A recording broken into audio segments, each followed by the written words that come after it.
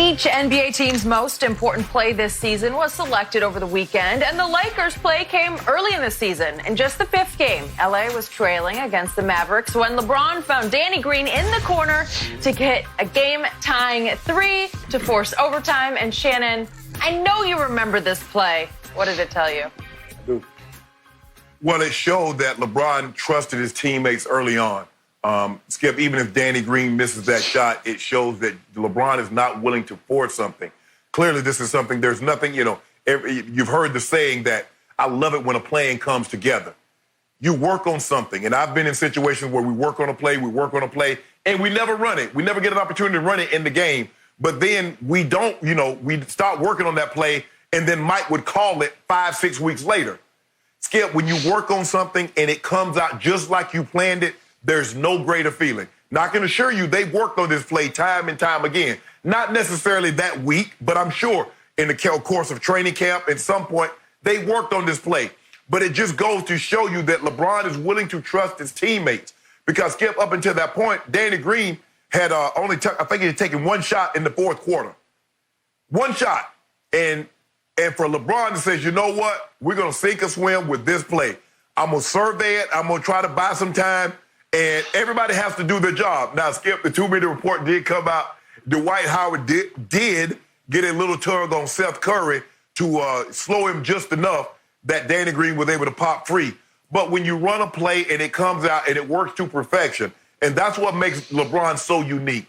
LeBron is unswayed whether the guy makes or misses a shot because he understands we're running this play with the hopes that he's going to make it. But I can't base my actions on whether or not he misses this shot. Well, he might miss it, so let me take the shot. That's not how he operates. He's going to go, and he's going to do what he feels is in the best interest of the team. And I trust his judgment. It's never wrong to make the right decision. And LeBron is always going to make the right decision. We're not going to always get the outcome that one would hope for. But if you make the right decision, you can live whatever outcome that comes out of that. Okay. I have a whole lot to say about this play. I do think it was pivotal for the Lakers. I do think it helped launch them into a long early win streak that set the tone for the year. And they did it against a team that I think has been the surprise, you could argue, of all of basketball, but certainly of the Western Conference, the Dallas Mavericks, especially at home with Luka and Porzingis. Now, what I remember about that night was that happened to be the night I was in Oklahoma City at my high school, Northwest Classen High School, getting honored. So it's the one LeBron game this year that I wasn't able to watch until the bitter end. So I'm checking my phone through the ceremony, and I see Dallas is up, 10 with 9:18 left. And I'm thinking, man, at home, the Mavericks probably got this one. I did not get to see what happened in that stretch down to, 6.4 seconds left. But in that stretch, in the fourth quarter, Luka and Porzingis combined to go 0 of 6 from the field. And in that stretch, I saw the highlight or low light. Dwight Howard got away with roughing up Luka on a loose ball. I think he got him with the forearm. And I think the book on Luka, who you say is the next Larry Bird, baloney, the book on Luka is to get physical with him because he will shy from physicality. And Dwight really got physical with him, and he seemed a little woozy and a little shaky the rest of the game. And Kuzma said after the game that their game plan was to pass it to whoever Luka was guarding because he couldn't guard any of them. So the guy that you say is the next Larry Bird can't defend. I don't know. That's a whole conversation for another day. But Luka and Porzingis, they both shrank down the stretch, which allowed LeBron and company to come back, creep back into the game. So now we get down to they're still down 3 with 6.4 seconds left. So we just saw The Last Dance, and we've been talking a whole lot about GOAT. You say the GOAT's LeBron. So I'll throw Michael Jordan into this equation, and let's play it off. Let's see. Would Michael Jordan have set a pick on the final inbounds play at half court? That's what LeBron did. LeBron goes and sets a pick. I'm thinking, what are you doing? It's only 6.4 seconds left. Michael Jordan would have demanded the inbounds pass come straight to him. LeBron didn't do that. He's setting a pick, and Danny Green barely got an inbounds to Avery Bradley. Then LeBron cuts across the floor, and Avery turns fairly quickly and gives it to LeBron over on the left wing.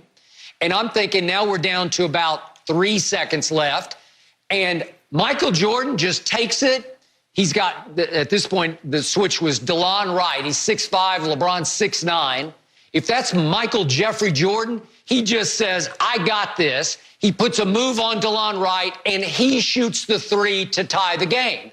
It's what GOATs do. They shoot the shot to tie the game. It's do or die, sink or swim, shoot the shot. And LeBron dribbles right by DeLon Wright because obviously Rick Carlisle told everybody on the floor, you're going to play them to shoot the three. They're down 3. And DeLon's up in LeBron, and LeBron just easily dribbles right by him. And as soon as he crosses the three-point line, I'm like, what are you doing? By this point, we're back at the hotel, Ernestine and I, and we just got back in time to watch this last play. And I nearly fell off my hotel room chair thinking, what are you going to do? Are you going to dunk it and end the game down 1? And he got right to the rim, and at the last second, he looks and he kicks it into the corner to Danny Green. It wasn't a great pass by LeBron's best passer in basketball standards. It was low. Danny Green had to catch it. Go look. He has to catch it down at his knees. It's not a pocket pass where it's right here, catch and shoot. It's down at the knees. Now, you just brought it up.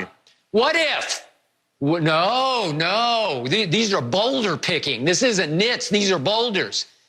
Dwight Howard gets away with, they run a little pick play over on the far side, away from the ball, and Dwight just reaches out and grabs hold of Seth Curry's jersey and just tugs on it, and it pulls him backwards. If he doesn't do that, and Seth Curry is free to run with Danny Green to the corner, LeBron's going to be stuck under the basket with all dressed up and nowhere to go. I mean, he's going to look. I don't know where he's going to go with the basketball because you're done. You got to get it back past the three-point line or you're not even going to get a shot to tie the game. And he is so blessed that at this point, Danny did flash open enough to be able to catch the ball. And then Danny had the wherewithal, which is extraordinary, to catch it. Now Seth's late. And Seth does a flyby. He just flies by, and Danny paused for a split second, let him fly by, and then goes up and barely got the shot away before the light went on and the buzzer went off. It's an extraordinarily lucky play because if Dwight doesn't get away with what should have been immediately called offensive foul and ended the game right then and right there, I'm sorry, it should have been over. Then LeBron is stuck with nowhere to go. Skip, can I ask you a question? How did this become a LeBron versus Jordan question? It was about, okay, a beat writer said the play of the year thus far for the Lakers was the play that happened 5 games into the season, down 3, LeBron James surveys the court, passes to Danny Green hits the shot, they go into overtime and win the game. You turned it into a LeBron versus Jordan. Skip, Michael Jordan passed the ball to Steve Kerr to hit a game-winning shot. But you said it was because he told him that he was going to throw it. He called it in the huddle. They practiced that. Skip. No, they didn't. They never practiced that. Skip. I mean, that was simple. That's John Stockton's going to come to Michael, and Michael's just going to dump it over to Kerr, and he's right in the shooting pocket. Skip, let me ask you a question. How did he know that John Stockton was going to come over? That's why you watch film, Skip. You watch film to see what they're going to do doing it all game. He said it in the huddle. They were doubling Michael every time down with Stockton. Every time down because he's unstoppable.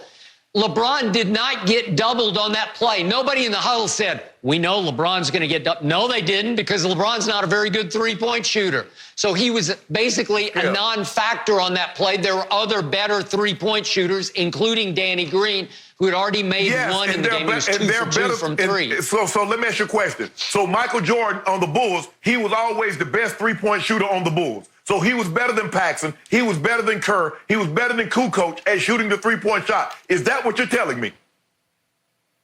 threes weren't shot in his day. There was no emphasis put on three-point shots. But yes, trust me, the three-point line has been in since 1979. You want to see the stats on how few? What was it that for his career, Michael averaged 3.6 attempts per game? What's Harden average now? 15 attempts a game? I don't even know what it is. 20 attempts? No, what you're trying to do is that you're trying to say the three-point shot. There was no three-point shot when Jordan was in. The three-point shot came in 5 years before Jordan entered in 1979. But that's not here. But this is what I also want to say. You always talk about what Porzingis and what Doncic didn't do. Oh, they crumbled down the stretch.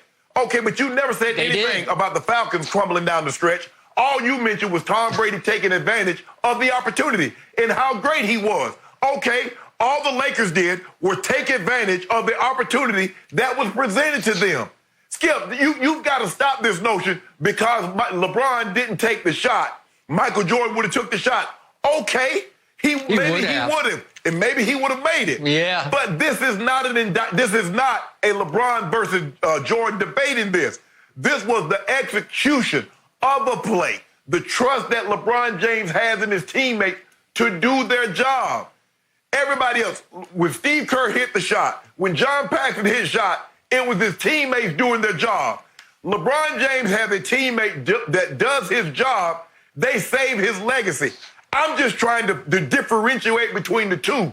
Both guys have teammates. Both guys' teammates steps up and do their job, but only one guy gets saved. His legacy is saved by teammates doing their job. And I just want to know why and how we've come to this. Shannon, every time you bring up on this show, GOAT James, you challenge me effectively that Jordan is not the GOAT. So you actually bring up Michael Jordan effectively every time you say that, and you brought it up here. GOAT James. No, I didn't. I'm not going to let you get away with it anymore because anybody who watched The Last Dance knows deep down in his heart, soul, her heart and soul, Michael Jeffrey Jordan was the GOAT, is the GOAT, will always be the GOAT. So in this case, it's a glaring example how LeBron got away with not being the GOAT because he should have shot that shot. And he was very lucky that a play didn't get called, a foul didn't get called that freed up Danny Green. And this time, Kyle Korver hit the shot. This time, George Hill made the play. This was Danny Green saving LeBron from himself. See, and guess what? You won't talk about this, but LeBron had 7 points, 5 rebounds, 4 assists, and 2 steals in the fourth quarter, which was goatish, and another 9 points and 2 assists in the OT. Goatish. 39, 16, and 12. GOAT guys do GOAT things in GOAT moments. Ta-da! And there you have it, the GOAT. I thought the GOAT of this game was actually Dwight Howard, who had the best plus-minus on the floor, plus 10 in this game. So I think I'll give the game ball to Dwight Howard this time. Way to go. Thank you for watching. You can subscribe here to get the latest from the show, and be sure to check out more of the best clips from Undisputed, or go watch a few other segments from our other shows on FS1.